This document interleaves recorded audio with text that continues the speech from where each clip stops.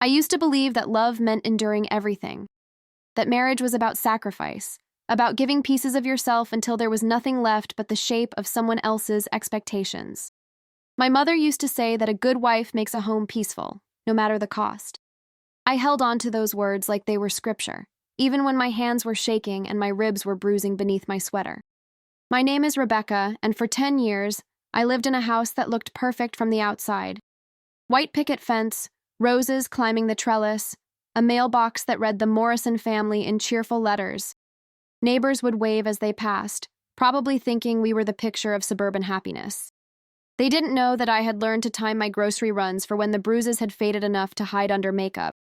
They didn't know that I slept with one eye open, listening for the sound of his car in the driveway, trying to predict what mood would walk through the door. It started so gradually that I didn't recognize it as abuse at first. Marcus had always been intense, passionate, the kind of man who swept me off my feet when we met at that coffee shop downtown 7 years ago. He was an architect, successful and charming, with a smile that made me feel like I was the only person in the room. When he proposed after 6 months, I said yes without hesitation. My friends said it was fast, but I told them that when you know, you know. The first time he raised his voice at me was 3 months after the wedding. I had forgotten to pick up his dry cleaning, and he exploded. The words were sharp, cutting, telling me I was useless, that I couldn't do anything right. He apologized later, brought me flowers, said work stress was getting to him. I accepted it. I wanted to believe him. The first time he hit me was on our first anniversary. I had planned a dinner, spent hours cooking his favorite meal, pot roast with garlic mashed potatoes. I had gone to 3 different stores to find the perfect ingredients: the organic beef from the butcher downtown, the heirloom potatoes from the farmer's market. I wanted everything to be perfect for our first anniversary, a celebration of making it through that first year of marriage. But I had used the wrong wine, a Merlot instead of a Cabernet, and when he took a sip, his face darkened. I remember the exact moment. He set the glass down slowly, deliberately, and the sound of it hitting the table seemed too loud in the sudden silence. His jaw clenched, that muscle in his cheek twitching the way it did when he was angry. I felt my stomach drop, that sick feeling of knowing something bad was about to happen but not knowing how to stop it. Marcus said, his voice dangerously quiet. "What wine is this, Rebecca?" I tried to keep my voice steady and told him it was a Merlot, from that vineyard we visited last summer. I thought he would like it, thought it would remind him of that beautiful day we spent together, before everything got complicated. He stood up from the table, his chair scraping against the floor with a harsh sound that made me flinch. "What wine did I specifically tell you to buy? What wine did I say pairs with pot roast?" "Cabernet," I whispered, feeling my throat tighten. "I'm sorry, I forgot. I thought this would be just as good, maybe even better because of the memory." The argument escalated so fast I barely registered what was happening.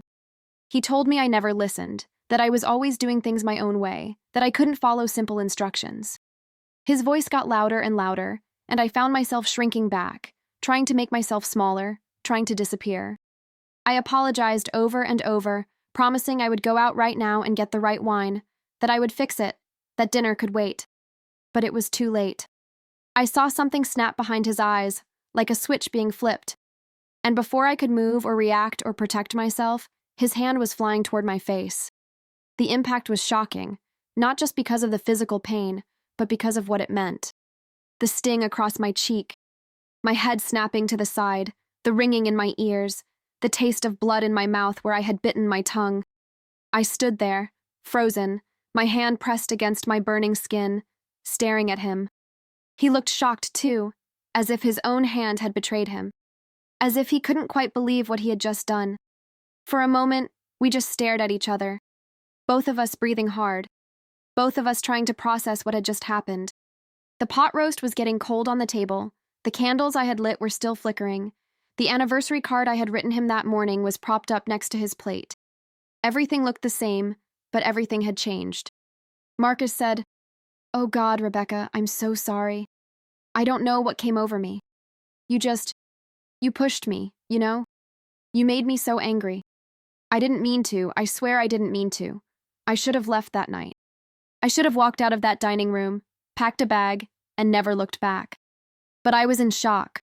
my mind trying to reconcile the man who had just hit me with the man who had promised to love and cherish me less than a year ago. And he was crying. He actually got down on his knees, right there on the dining room floor, and wrapped his arms around my waist, his face pressed against my stomach, sobbing like a child. He kept saying he was sorry, over and over, his voice breaking with what seemed like genuine remorse. He told me about the stress at work, about how his father had been abusive and he had sworn he would never be like that, about how horrified he was at himself. He begged me to forgive him, promised it would never happen again, swore on everything he held sacred that this was a one-time mistake, a terrible aberration that would never be repeated. I stood there with my hand still on my burning cheek, looking down at this man who was supposed to protect me, and I felt confused and scared and weirdly guilty, like maybe I had pushed him too far, like maybe I should have just remembered the damn wine. He looked up at me with tears streaming down his face and asked if I still loved him, if I could forgive him, if we could move past this and never speak of it again. I heard myself say yes. I heard myself tell him it was okay, that I forgave him, that we would forget it ever happened. He stood up and held me so tight I could barely breathe. And I let him, because part of me still wanted to believe that this was salvageable, that our marriage could survive this, that it really was just a terrible mistake that would never happen again. The next day, he brought me flowers, 3 dozen red roses that must have cost a fortune. He bought me an expensive bracelet, white gold with tiny diamonds, the kind I had admired in a jewelry store window months ago, but never thought I would own. He took me to my favorite restaurant, the Italian place across town with the candlelit tables and the pasta I loved.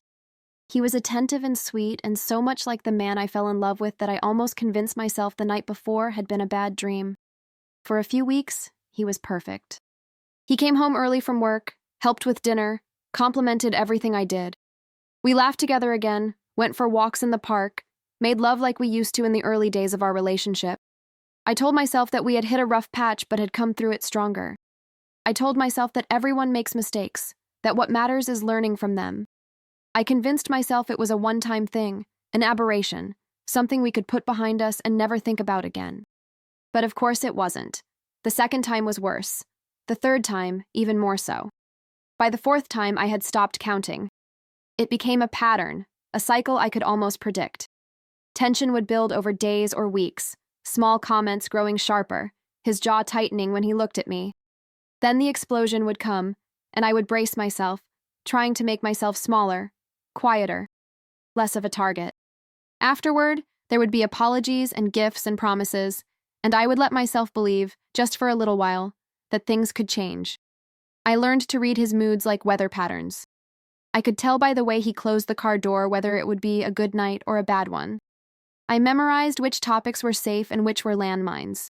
I became an expert at de-escalation, at redirecting his anger, at making myself disappear into the walls of our beautiful house. My sister Caroline noticed something was wrong about 2 years in. She showed up unannounced one Saturday afternoon and found me wearing long sleeves in the middle of summer.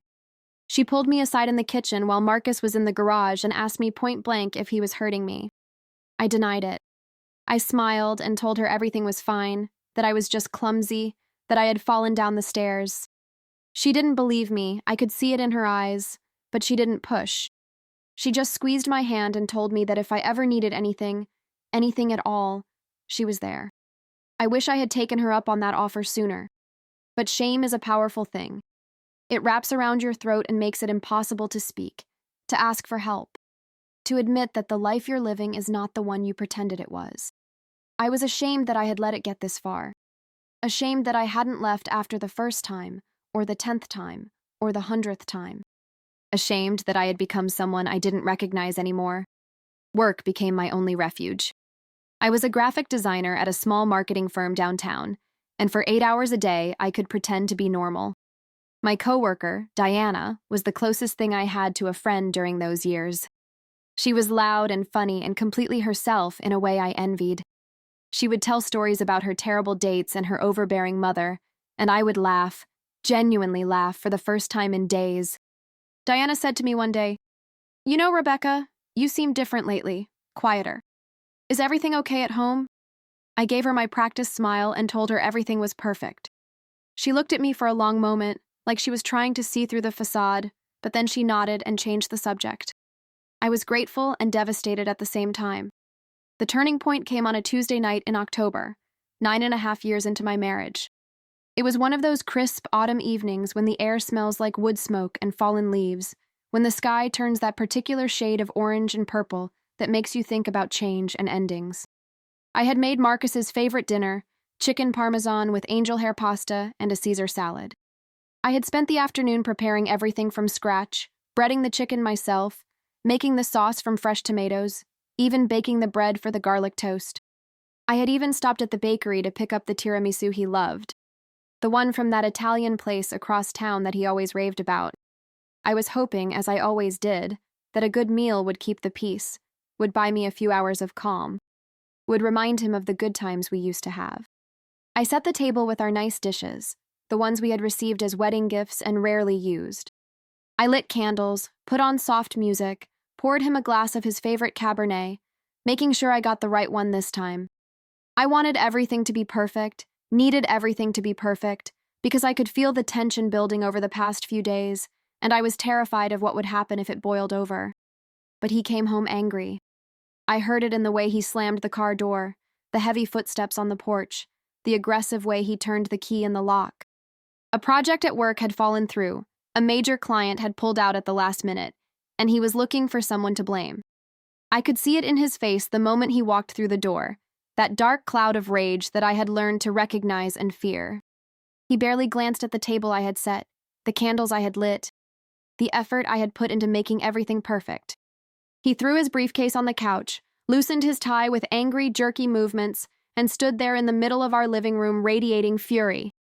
Marcus snapped, "What the hell is this supposed to be? Some pathetic attempt to make me feel better. You think a damn chicken dinner is going to fix anything? You think your little domestic scene here is going to make up for the fact that I just lost the biggest account of my career?"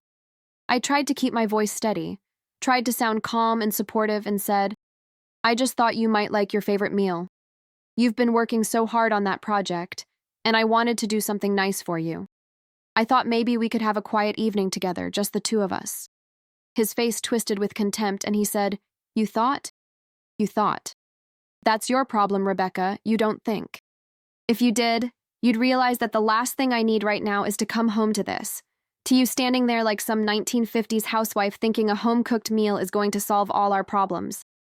I felt something inside me start to crack, but I tried to hold it together. "I'm sorry," I said quietly. "I was just trying to help. If you want, I can put everything away and you can have some time alone." He picked up his plate, the one I had carefully arranged with the chicken and pasta and salad, and threw it against the wall.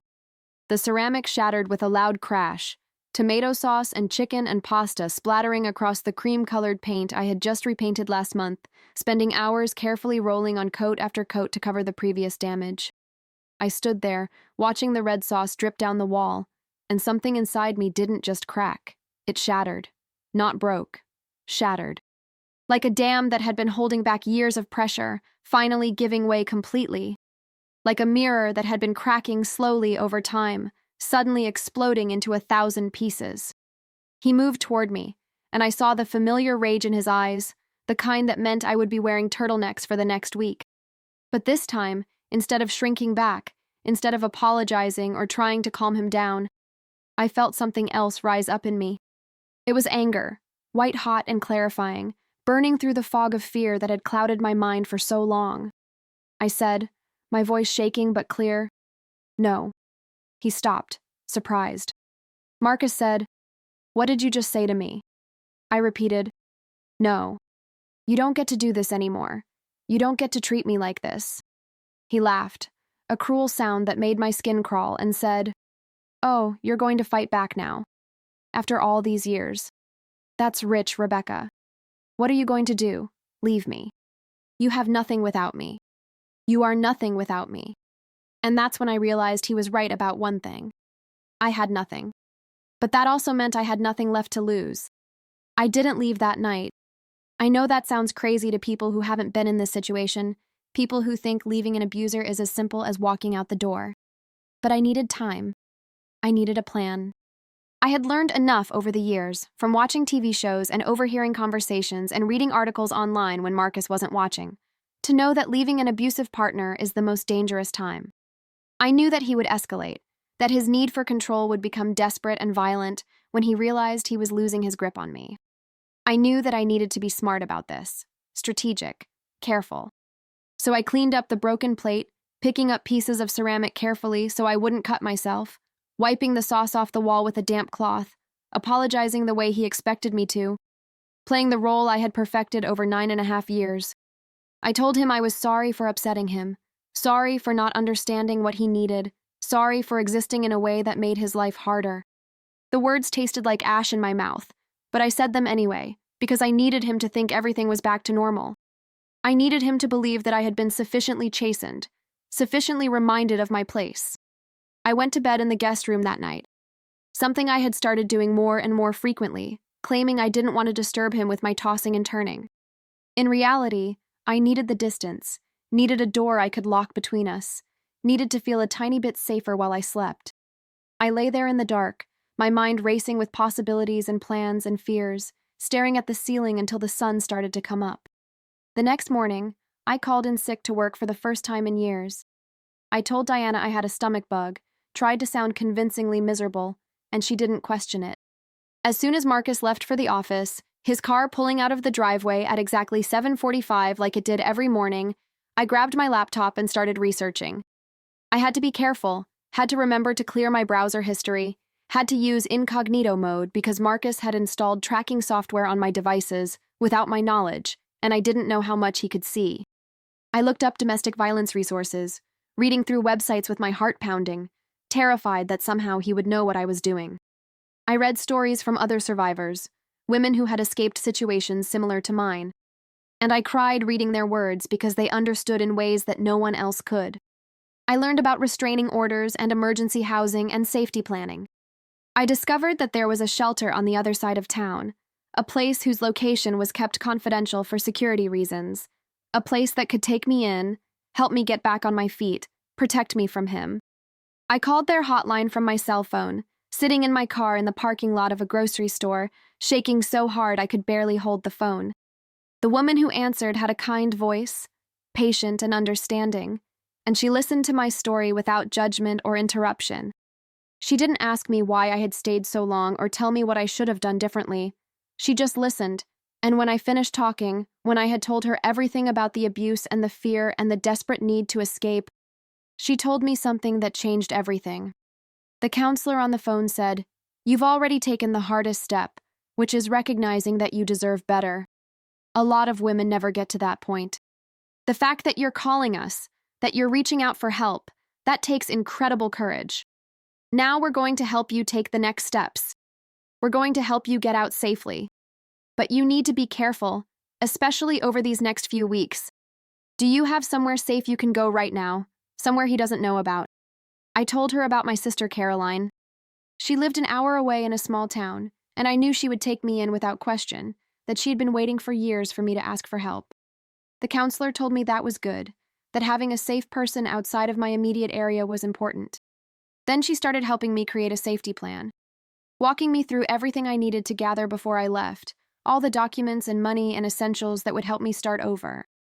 She told me to open a separate bank account that Marcus didn't know about, one at a different bank than our joint accounts, one where the statements wouldn't come to our house. She told me to start setting aside cash when I could, even if it was just a few dollars at a time, money that Marcus wouldn't miss from our grocery budget or household expenses. She told me to have a bag packed and hidden somewhere he wouldn't find it, with clothes and toiletries and copies of important documents. She told me to memorize important phone numbers because he might find a way to take my phone. She gave me the hotline number and made me repeat it back to her 3 times until I had it memorized. It took me 3 weeks to prepare, 3 of the longest and most terrifying weeks of my life. 3 weeks of pretending everything was normal while I slowly dismantled the life I had built in that house, piece by piece, gathering what I needed to start over somewhere else. I photocopied important documents when Marcus was at work, our marriage license and birth certificates and social security cards and bank statements and insurance paperwork. I took pictures of my injuries with my phone, dating them carefully, creating a record of what he had done to me over the years. I transferred small amounts of money from our joint account into my new one, never more than $50 or $100 at a time. Never enough that he would notice, but enough that I would have something to start over with. I packed a bag and hid it in the back of my closet, behind the winter clothes that Marcus never looked at. I put in comfortable clothes and sneakers, basic toiletries, the photocopies of our documents, some photos from before everything went bad. I included my grandmother's ring, the only piece of jewelry I owned that Marcus hadn't given me, something that was truly mine. I put in my laptop and charger, knowing I would need them to find a job and rebuild my life. Every time I added something to that bag, I felt like I was one step closer to freedom. Caroline was my lifeline during those weeks.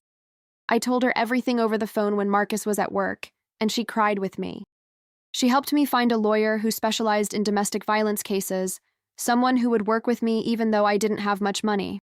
She promised that when I was ready to leave, she would be there, no questions asked. My coworker Diana figured it out too.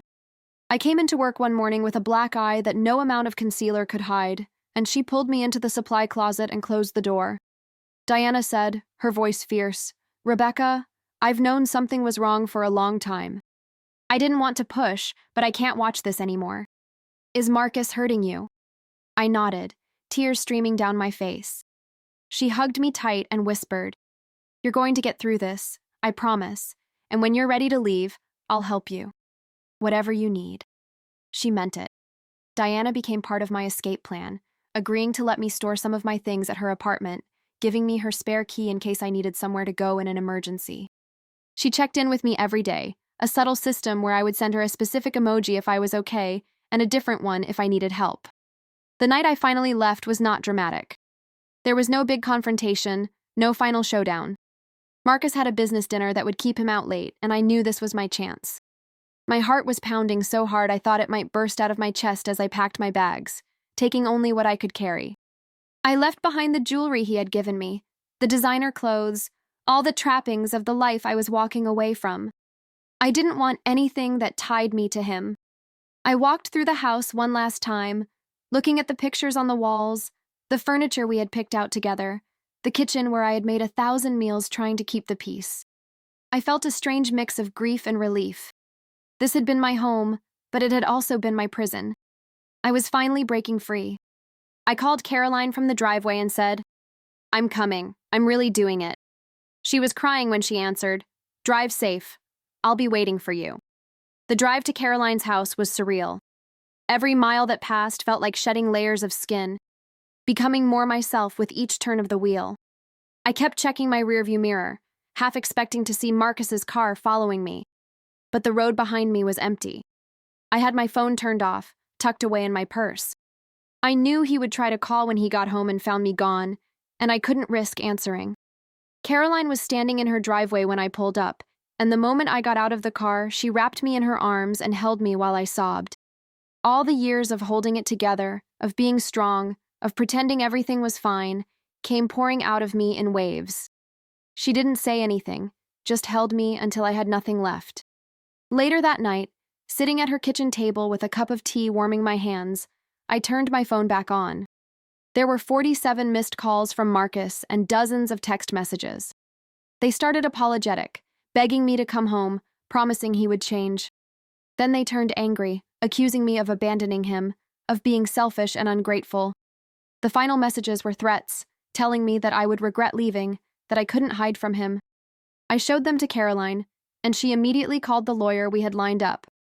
By morning, we had filed for a restraining order, and the process of legally separating myself from Marcus began.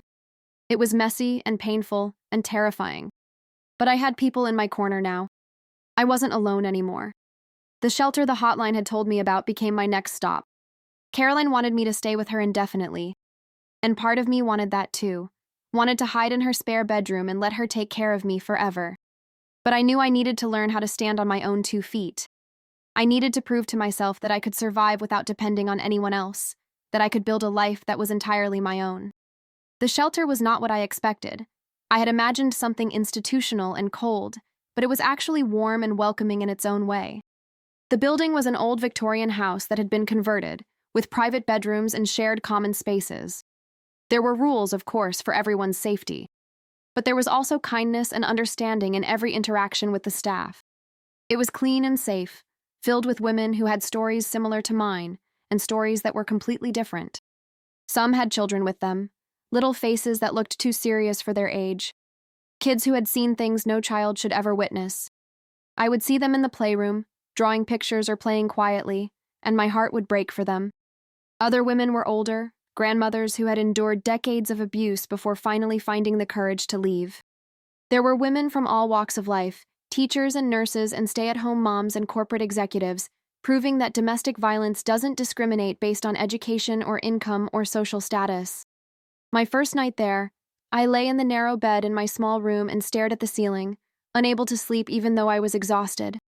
Every sound made me jump, convinced that Marcus had somehow found me, that he was going to burst through the door and drag me back home. The rational part of my brain knew that was impossible, that the shelter's location was confidential, that there were security measures in place. But the traumatized part of my brain didn't care about logic. I met a woman named Patricia there, a grandmother who had left her husband after 42 years of marriage. She was in the room next to mine, and on my second night, when I was having a panic attack in the hallway, unable to breathe, convinced I was dying, she came out and sat with me. She didn't try to tell me everything would be okay, or that I needed to calm down. She just sat there, her presence steady and calm, and eventually my breathing slowed and my heart stopped racing.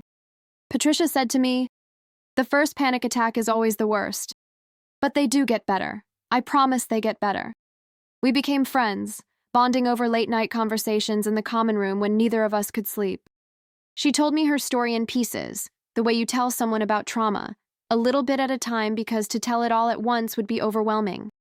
She talked about her husband's jealousy that started small but grew over the years until she wasn't allowed to leave the house without his permission.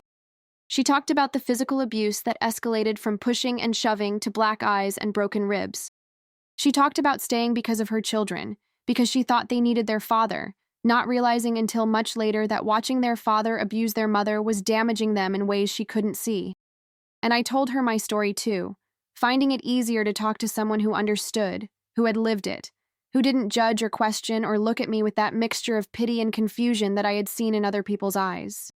Patricia listened without interrupting, nodding at the parts that resonated with her own experience, squeezing my hand when I cried, sitting in silence with me when the words became too difficult. Patricia said to me one night, "You know what I regret most, not leaving sooner. I wasted 42 years of my life with a man who made me feel small and worthless.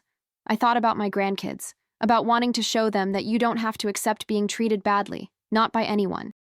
I finally realized that the best thing I could teach them was how to walk away from what's hurting you. That leaving isn't giving up, it's choosing yourself." Her words stayed with me, settled into my bones in a way that felt both comforting and challenging. I started attending the support group meetings the shelter offered, sitting in a circle with other women who understood what it was like to love someone who hurt you, to leave everything behind in search of safety. The counselor who led the group was named Jennifer, and she had been where we were. She was a survivor herself, had left her abusive husband 15 years ago, and had dedicated her life to helping other women do the same. She showed us that it was possible to not just survive, but to thrive, to build a life that felt full and meaningful and free. Jennifer taught us about trauma and healing, about why we stayed and how to forgive ourselves for it. She explained the cycle of abuse, how it works in phases, the tension building and the explosion, and the honeymoon period where everything seems better. She talked about trauma bonding, about how abuse creates a chemical dependency in our brains that makes it physically and emotionally difficult to leave. She explained that abuse is about power and control, that nothing we did or didn't do caused it, that it was never our fault, no matter what our abusers told us, or what we told ourselves. Hearing that from someone who understood, who had lived it, was like a balm on wounds I didn't even know were still bleeding.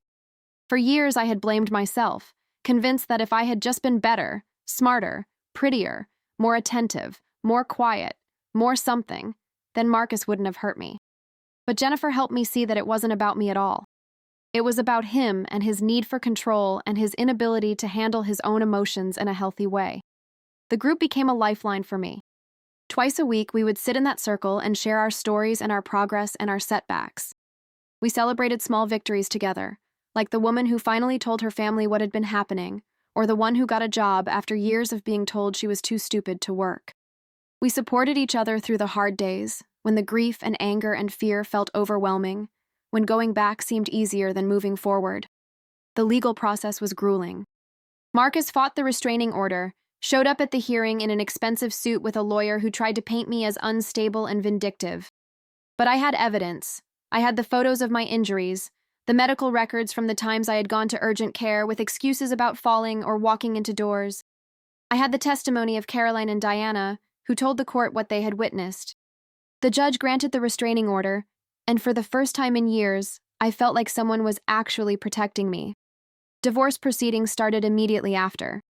Marcus tried every tactic he could think of to maintain control, dragging out the process, hiding assets, making threats through his lawyer.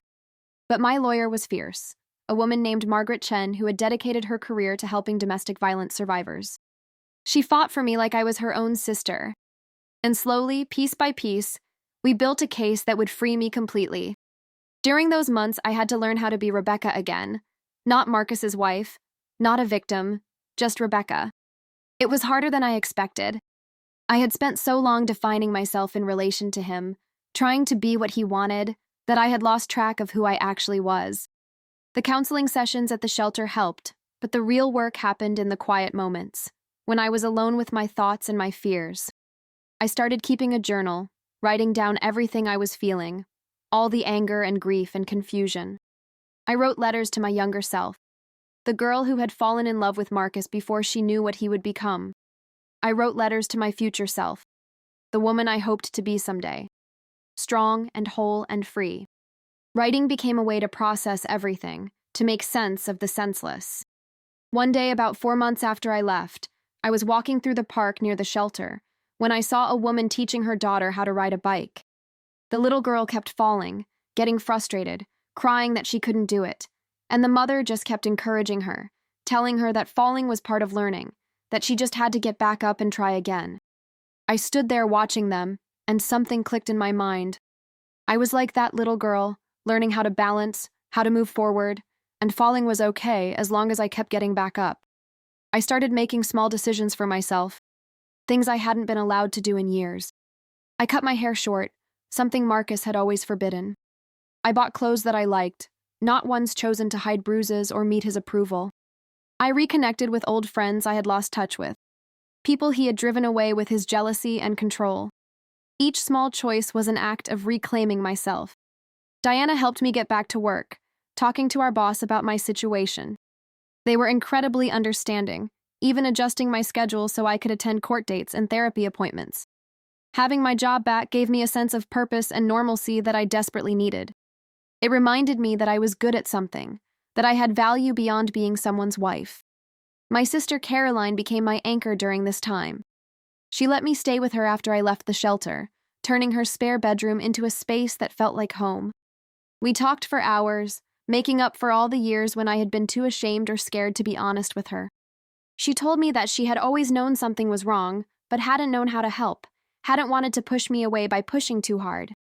Caroline said, "I'm so proud of you, Rebecca. I know you probably don't feel brave, but what you've done, leaving him, rebuilding your life, that takes more courage than most people will ever need in their lifetime." The divorce was finalized on a rainy Tuesday in March, almost exactly a year after the night I served Marcus his last dinner in our house. I sat in the courtroom with Margaret beside me, watching the judge sign the papers that would legally end my marriage. Marcus wasn't even there, having finally given up on contesting it after months of legal battles.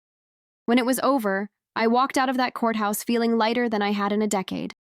Margaret shook my hand and said, "You're free now, Rebecca. Really free. What are you going to do with your freedom?" I didn't have an answer right away, but over the following weeks and months, I started to figure it out. I moved into my own apartment, a small one-bedroom place with big windows that let in lots of light.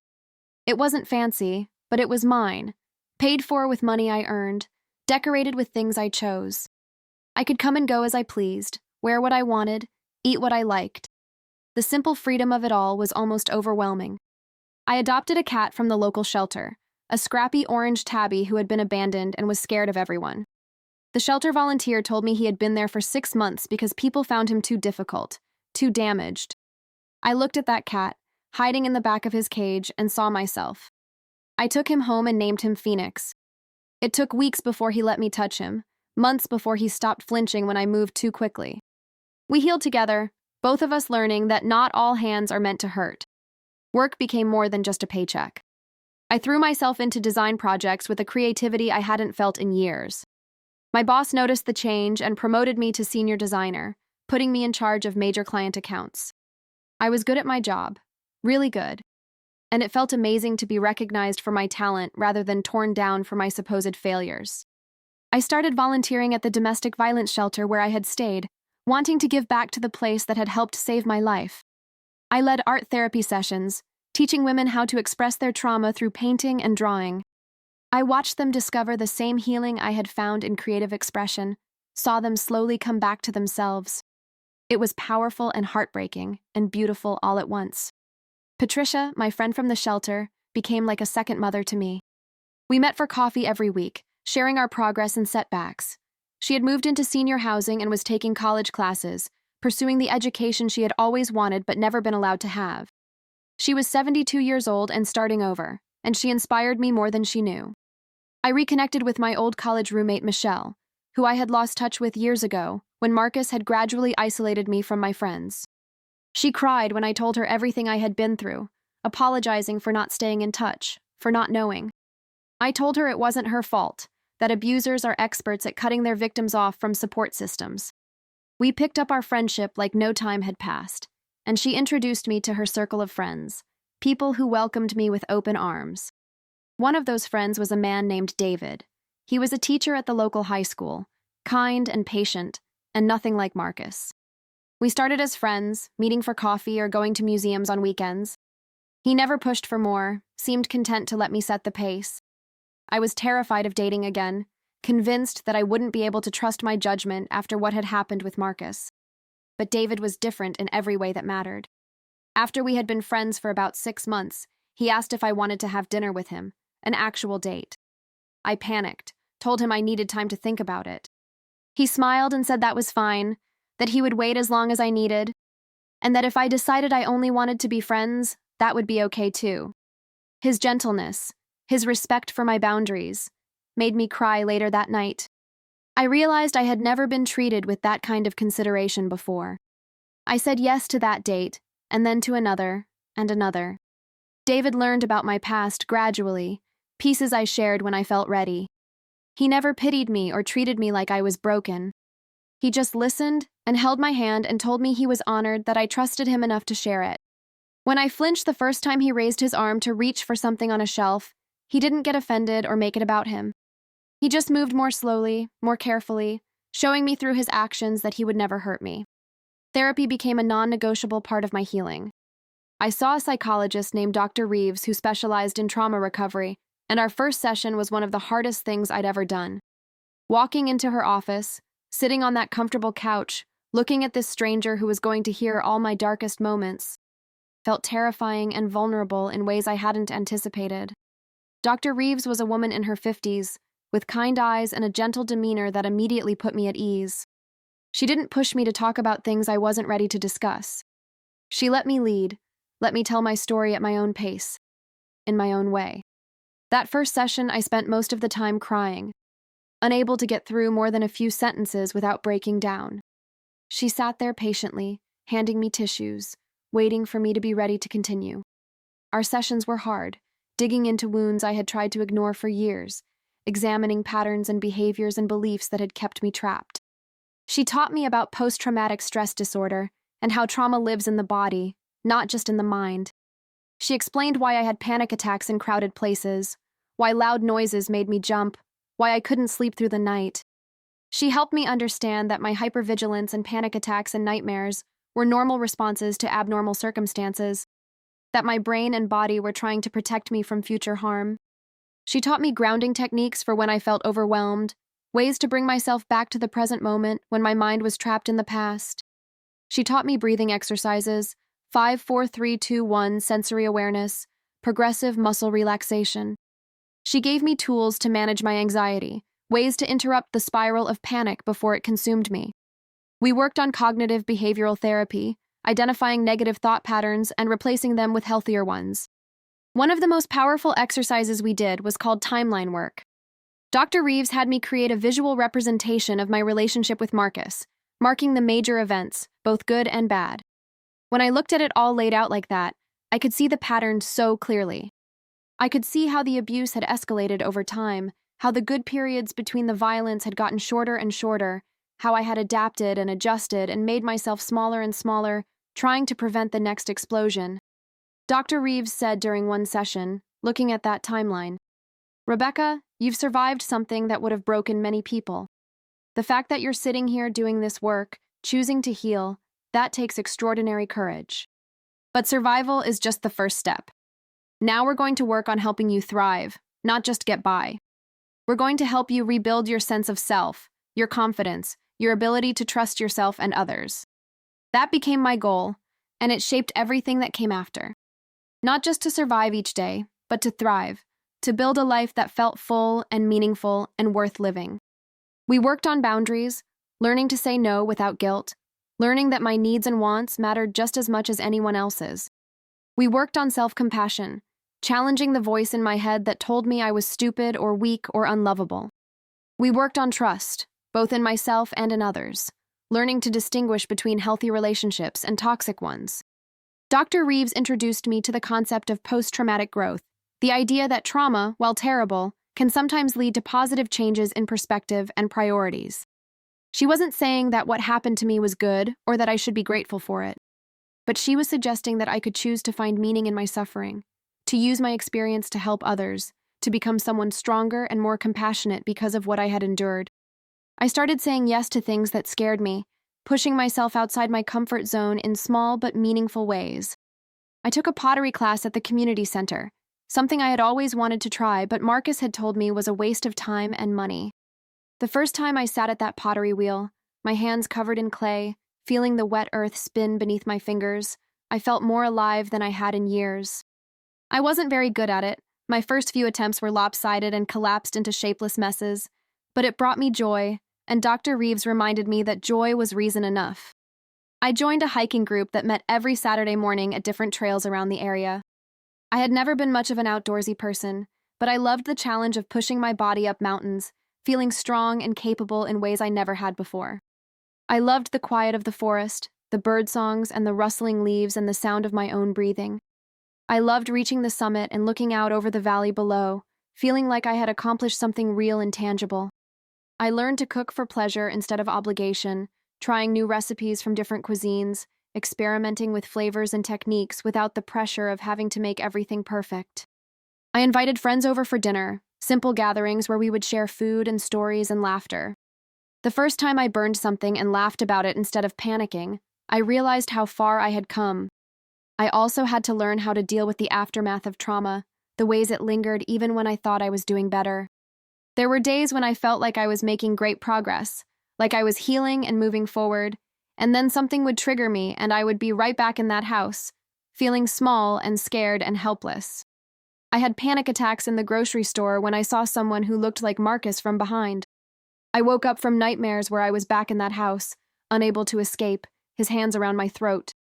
I struggled with guilt, wondering if I should have left sooner, if I could have prevented some of the pain, if I had somehow brought this on myself. Dr. Reeves reminded me constantly that healing is not linear, that setbacks are part of the process, that I needed to be patient and compassionate with myself. She told me that recovery isn't a straight line from suffering to wellness, but rather a messy, complicated journey with ups and downs and sideways movements. Some days you feel strong and capable, and other days you feel like you're right back where you started. Both are normal. Both are part of the process. One of the hardest things was dealing with people who didn't understand why I had stayed so long. Acquaintances who heard my story would ask questions that felt like accusations, wondering why I didn't just leave, implying that I must have liked it or wanted it on some level. Those questions made me furious and ashamed in equal measure. Dr. Reeves helped me understand that people who haven't experienced abuse often can't comprehend the psychological chains that keep victims trapped, the way abusers systematically destroy your self-esteem and isolate you from support until leaving feels impossible. I started speaking publicly about my experience, first at the domestic violence shelter, then at community events and fundraisers. It was terrifying at first, standing in front of strangers and telling them the worst parts of my life. But I found my voice in those moments, and I saw the impact my story had on other women who were struggling. After one event, a young woman came up to me crying, telling me she was in the same situation I had been in, asking me how I found the courage to leave. I gave her the hotline number and told her exactly what I wish someone had told me 10 years earlier, that she deserved better, that it wasn't her fault, that there were people who would help her. Caroline and I grew closer than we had ever been. She told me that watching me leave Marcus and rebuild my life had inspired her to make changes in her own life, to stop settling for less than she deserved. She ended a relationship that wasn't making her happy and went back to school to pursue a career in social work, wanting to help others the way the counselors at the shelter had helped me. I was so proud of her and grateful that something good could come from everything I had been through. As the second anniversary of my escape approached, I decided to do something symbolic. I went back to the neighborhood where I had lived with Marcus, parking down the street from our old house. I sat in my car, looking at the white picket fence and the roses on the trellis, and I felt nothing. No fear, no longing, no regret. That house was just a house. Those walls were just walls. They had no power over me anymore. I drove away without looking back, and I knew I was finally free. Not just legally, not just physically, but emotionally and mentally. Marcus would always be part of my story, but he didn't define my story anymore. I did. I threw a celebration at my apartment on the exact date I had left, inviting everyone who had helped me survive and thrive. Caroline and Diana and Patricia and Margaret and Jennifer and Dr. Reeves and David and Michelle and all the other people who had held me up when I couldn't stand on my own. We ate good food and laughed and told stories, and I looked around at all those faces and felt overwhelmed with gratitude. I made a toast and said, 2 years ago, I walked out of a life that was killing me. I didn't know if I would make it, if I was strong enough to start over. But I had all of you, and you believed in me even when I didn't believe in myself. You showed me what real love looks like, the kind that builds you up instead of tearing you down. I'm standing here today because of you, and I want you to know that I'm not just surviving anymore. I'm actually happy. For the first time in 10 years, I'm genuinely happy. Everyone cried, including me, but they were good tears, the kind that come from joy instead of pain. David pulled me aside later that evening and said, "I'm so proud of you, Rebecca. You're one of the strongest people I've ever met." I smiled and told him, "I'm not strong because I endured abuse. I'm strong because I left, because I chose myself, because I built a life worth living." And that was the truth I had learned through all of this. Strength isn't about how much you can take, how much pain you can endure. Real strength is knowing when to walk away, when to say enough, when to choose yourself even when it's terrifying.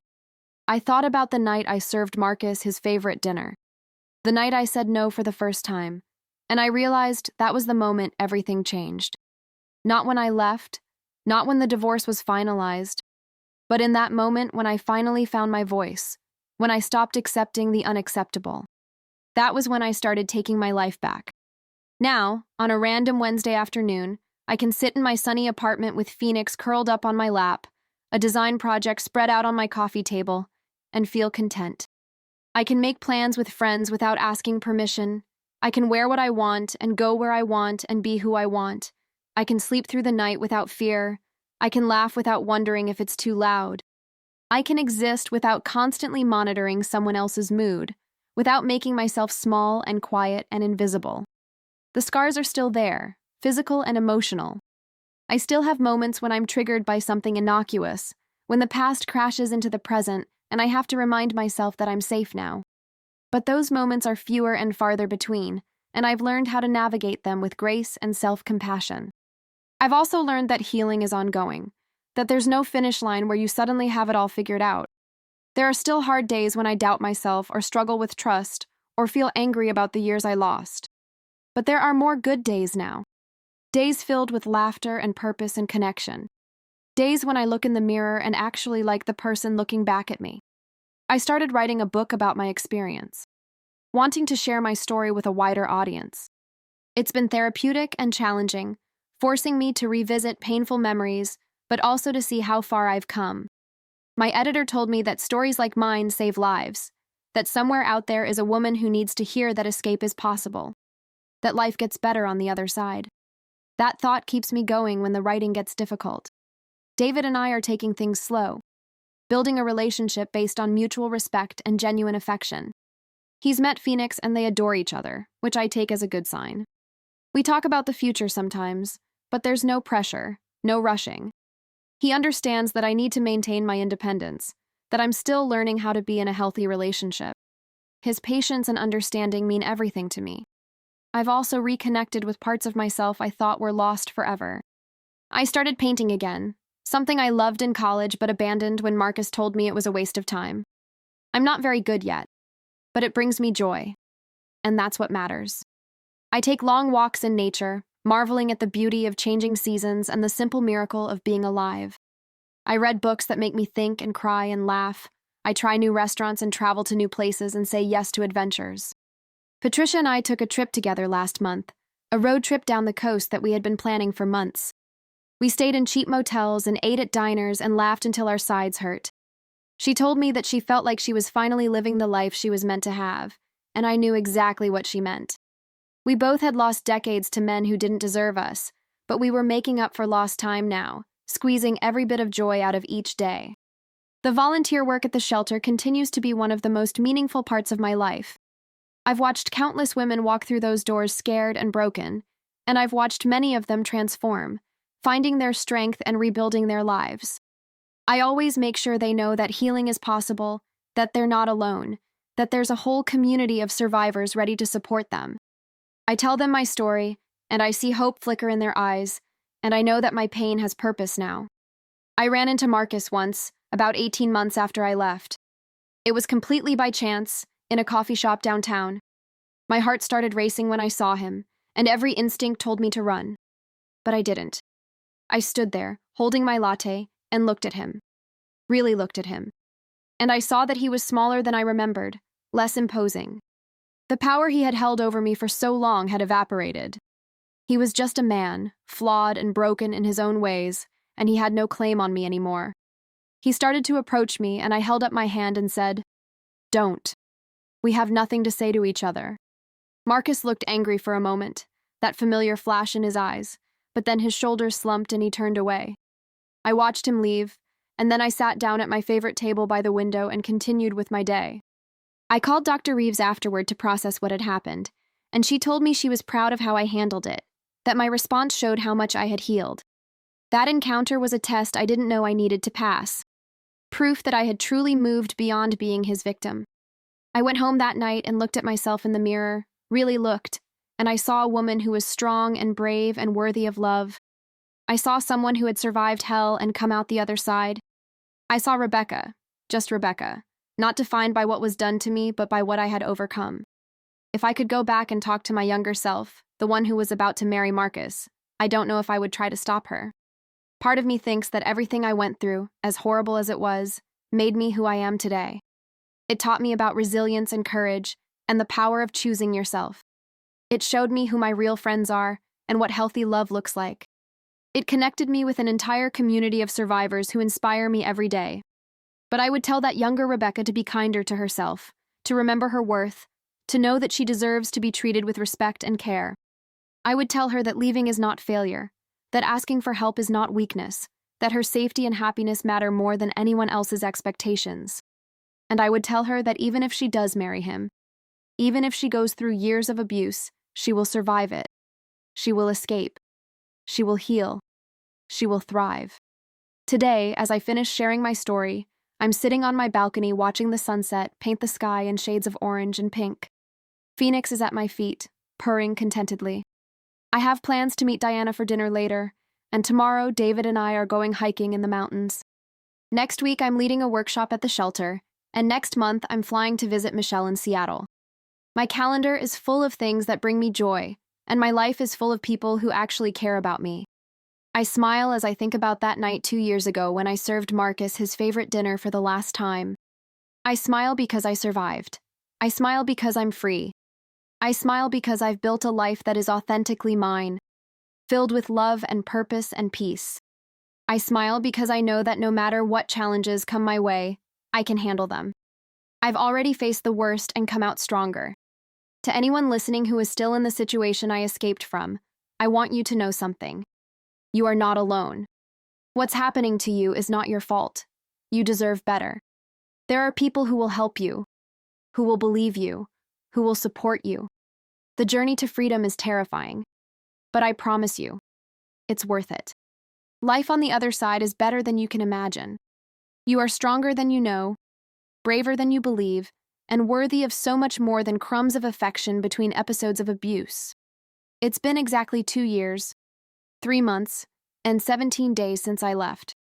I don't count the days anymore, not really, but I noticed the date on the calendar this morning and it made me pause. In that time, I've become someone I actually like, someone I'm proud to be.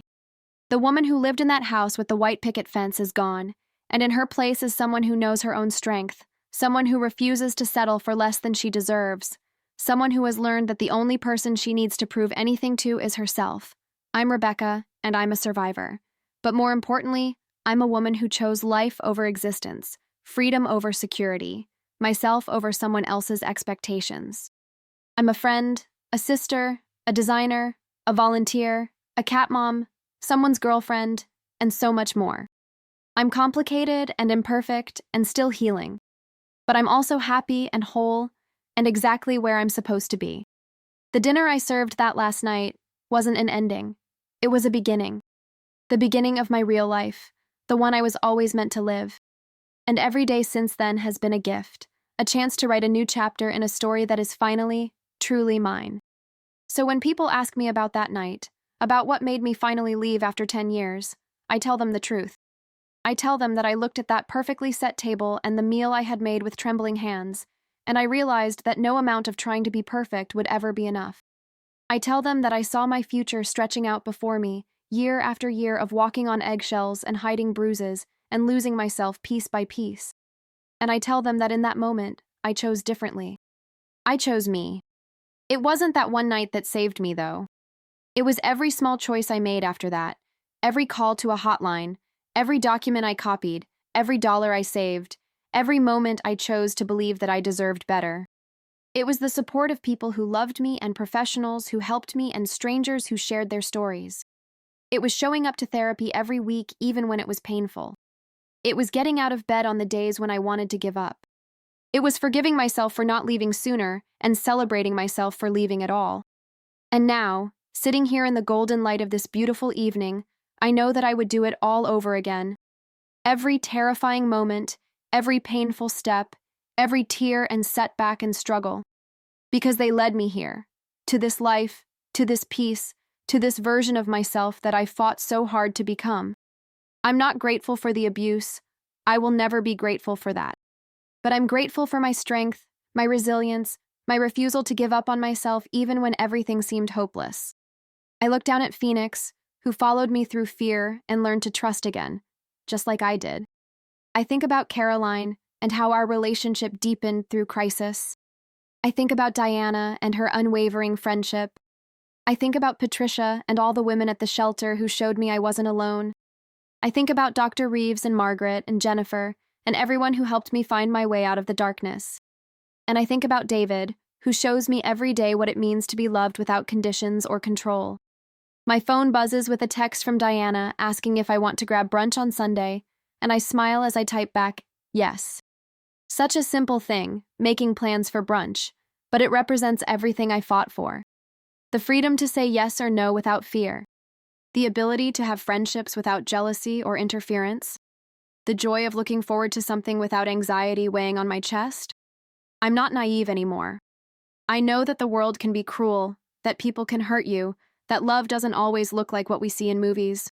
But I also know that healing is possible, that happiness is achievable, that you can rebuild your life from nothing and make it beautiful. I know that asking for help is brave, not weak. I know that leaving an abuser doesn't make you a failure, it makes you a survivor. I know that the only person who can save you is yourself, but that doesn't mean you have to do it alone.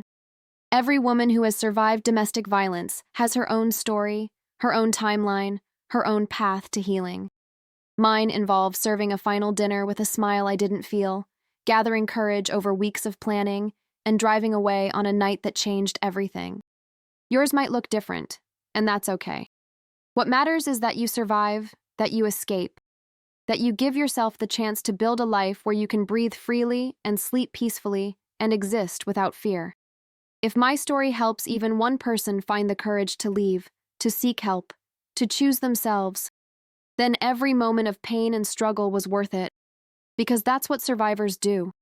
We turn our wounds into wisdom, our pain into purpose, our stories into lifelines for others who are drowning in situations we escaped from. We hold out our hands and say, "You can do this too, I promise. It gets better." The sun has almost completely set now, the last rays of light painting the clouds in brilliant shades of purple and gold. I take a deep breath of cool evening air and feel grateful for this simple moment, this simple life, this simple freedom to be myself. I survived 10 years of abuse, and I've been free for over 2 years now, and I plan to be free for the rest of my life. Not just free from Marcus, but free to be fully, authentically myself. Free to make mistakes and learn from them. Free to love and be loved.